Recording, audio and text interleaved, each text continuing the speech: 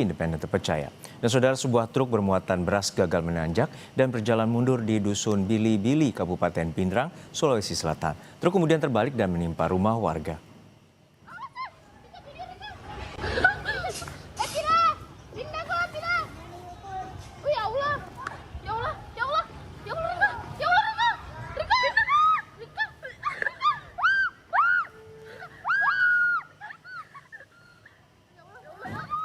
Diduga karena rem blong, truk kontainer arah Kabupaten Pindrang menuju Parepare, Sulawesi Selatan kehilangan kendali.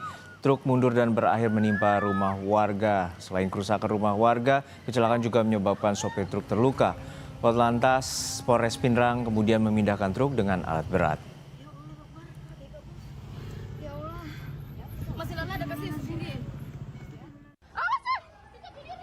Itu lost control atau rem blong.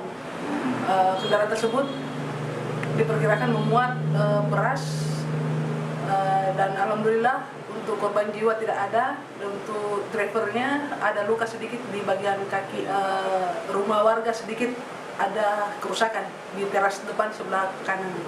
Mobil dari arah Pindrang menuju kota Parepare.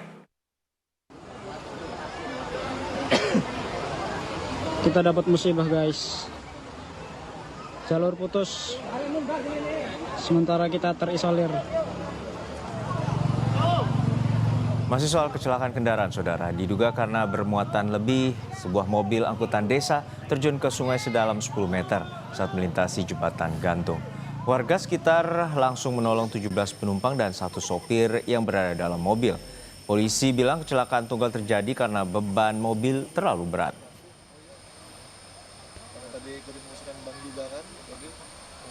Kendaraan R4 tersebut melintas dengan pelan.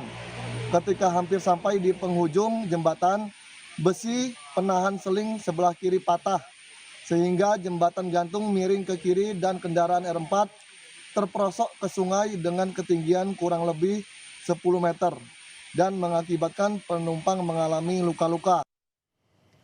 Kita ke sorotan lain.